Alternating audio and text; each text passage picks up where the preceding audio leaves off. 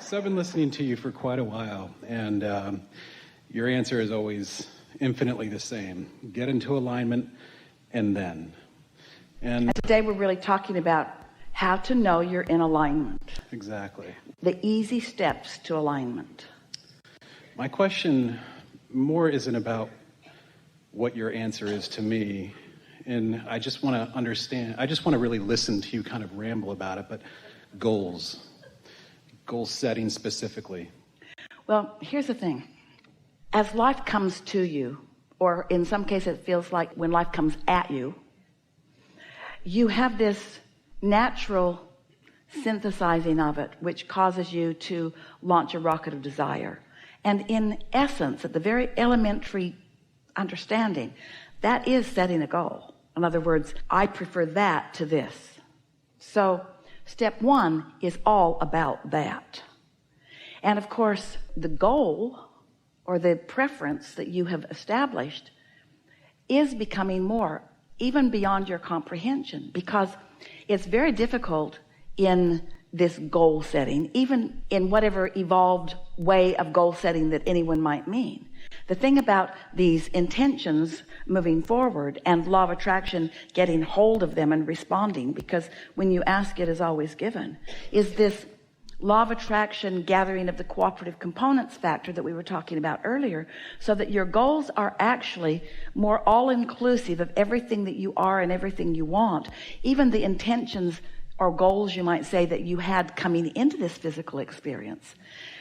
The becoming of this vortex of creation, it includes so much that none of you, if we pressed you to try to describe what's in there, actually could, because it is so comprehensive and it is so big and it matters so much and it is about so many things.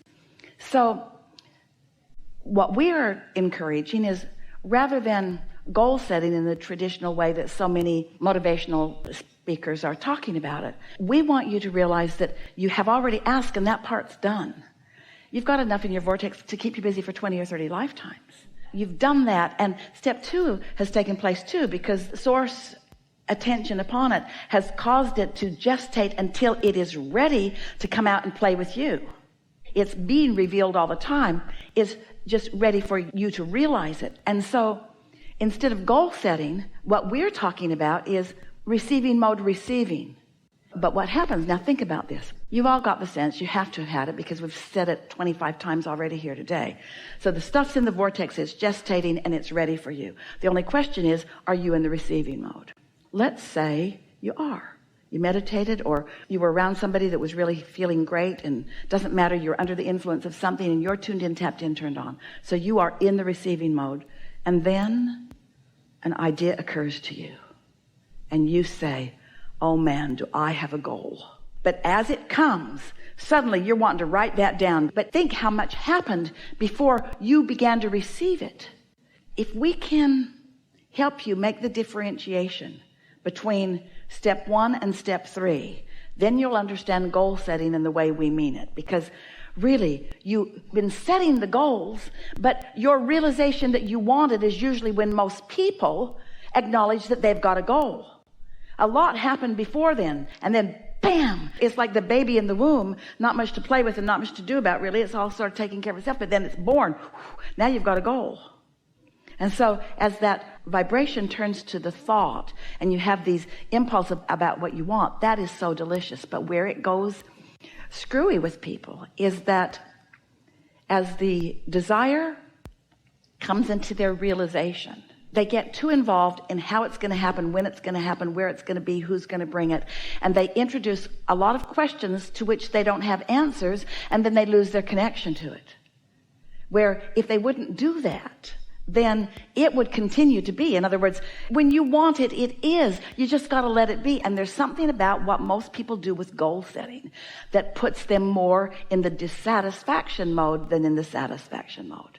Because so often setting the goal causes them to measure where they are in relationship to the goal, which means they're looking on the void or the absence or the gap between, where your inner being is never looking on the absence of the goal. Your inner being is looking at the fullness of it and inspiring you to the activities that make it fuller and fuller and fuller and fuller and fuller.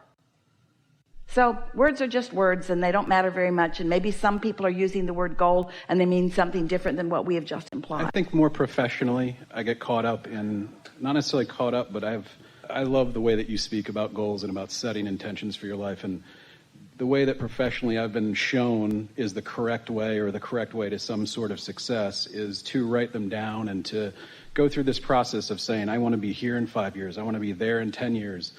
And that to me has always felt disruptive to coming into an alignment first and then just allowing it. So what I'm asking, is it really okay to just let myself be happy, forget the goals, and just go for it and let it happen? Yes. But this is why. We want to clarify something that you said. Is it really all right for me to just be happy and forget the goals? And we're going to take a little issue with that, because your inner being didn't forget them. And when you think about them, you're usually contradicting them. Did you hear that differentiation? Yeah. We're not teaching you to give up on your desires. You can't. We're teaching you to let your desires manifest. And there's something about keeping score, keeping track of where you are, that doesn't let them manifest, because it keeps activating where you are, which is the opposite of what's in the process of becoming. Oh, you have helped us. You have hit right upon the thing that trips humans up. The reality of what is prevents you from moving into more satisfying reality. What is way too compelling to you. You measure it, you compare it, you talk about it, you pigeonhole it, you insure it, you do all those things with what is, and it prevents you from the journey into the more and the more and the more. When you think about what you want and why you want it, you're usually in a much more allowing place than when you think about how you're going to get it and when it's going to come and who's going to bring it and that sort of thing. Now, there's something else that you said. We're really happy to have this conversation. This matters. If you've been listening to us for a while, you may have listened to us in environments like this, or read books that we've written, as we've offered everything that we could find in the moment that would cause you to be more allowing. That's always our intention, to get you to be more allowing of what you're asking for. Every process that we've ever written, and there are lots of them, are about you getting into a place where you're allowing what you're asking for more. Today, we're not talking so much about those processes where I want this and I don't want this, so I'll just make myself think about this. Well, usually when you mean to think about this, you're thinking about this, because whatever's the most active within you is what you're going to think about. So we've written lots of processes to help you move that. But there is a much easier way, which is quiet your mind so that's not active, and then the only mind that is active is your inner being that already knows what you want and where you are in relationship to it and how to move toward it, step by step by step. Did you follow that? Your inner being knows. And so if your discontent thought isn't active, and it won't be when you're meditating, then you'll practice the vibration of what it is you want. And the more you practice the vibration of what you want, and the less you practice the vibration of its absence, then the more you allow more of what you want. It's just a natural product of the way the laws of the universe work.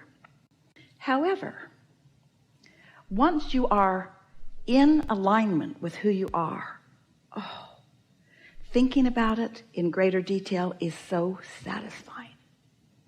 So our answer to your question is, if you are under the influence of your inner being and you are tuned in, tapped in, turned on, you can turn your attention toward those delicious ideas of what you want and when you want it, and all it will do is exhilarate you more, and you'll feel more and more and more satisfaction as you think about, in 5 years I'll be here, and in 10 years I'll be here, or whatever. If you're under the influence of what your inner being knows, then every bit of that will be delicious to you. But if you're under the influence of not having enough and you're setting those goals, then the exact opposite happens. Ooh. All right. So I've said something really, really big here, and that is, know what you're under the influence of.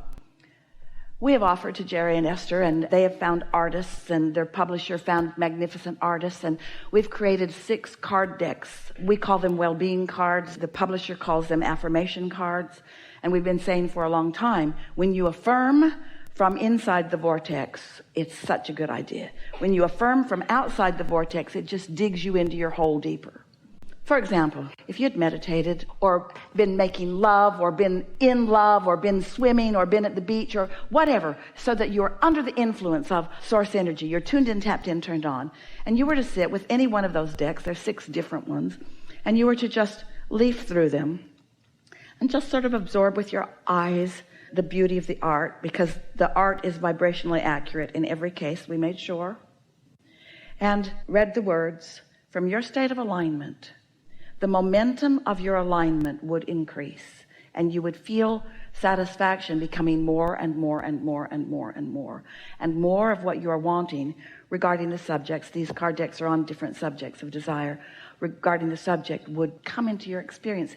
But if you are feeling lackful about something and you decide you're going to use these cards, these vibrationally accurate, carefully created by source energy cards that are meant to take you from where you are to the heights of your satisfaction, if you sit with them in a needy place and look through them, they will annoy you. And you know that from your own goal-setting experience. Sometimes it's just annoying to even contemplate it. Well, that's because you're not under the influence of what you want. You're under the influence of where you stand in relationship to, and it's like pushing a noodle. You cannot get there from there. It's attraction, attraction, attraction, attraction. So doesn't that follow? If this is all about the law of attraction, that as I reach for satisfaction, then I attract more satisfaction. And as I attract more satisfaction, then I attract more satisfaction until I'm in the receiving mode where I have impulses about all things. Goal setting, you can't help it. Life makes you ask. It just does. And we're not ever asking you to give up on anything that you've asked. We're not asking you to let go of your goals. We're asking you to let go of your resistance to your goals. And in some cases, that means you can't think about that subject because you've practiced that subject so solidly that when that subject comes up, that's right where you go. But when you start asking yourself, little by little, is this a satisfying thought? Is this a satisfying thought? When you think about something that you've been goal setting about, and you think about how it will feel to be there, and the whole thought feels satisfying, you just relax into it and it feels so good. Makes you smile, even puts ripples on your skin a little bit, that feeling of enthusiasm.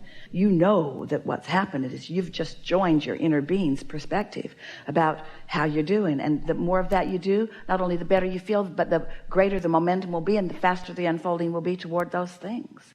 And after a while, you'll reach a place where you won't be gauging the distance between where you are and where you're wanting to be, because you'll have this clear understanding that there's always going to be something more for you, that no matter where you're standing, there is more, and it is moving toward the more vibrationally that is the exhilaration of life.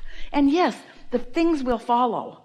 But someday we are certain that we will meet with you, maybe even some of you who are actually sitting here in this room, and we will be having de-manifestation seminars, because the things that you think you want for the satisfaction are just the excuse you use to get into the mode of satisfaction. It's the feeling of source energy flowing through you and the entire universe responding to your clear focus that is the life that you want to live. And yes, dollars will follow, and magnificent things will follow, and wonderful experiences will follow, and freedom will follow, and all the things that you've incrementally been asking for will follow. So it's like this.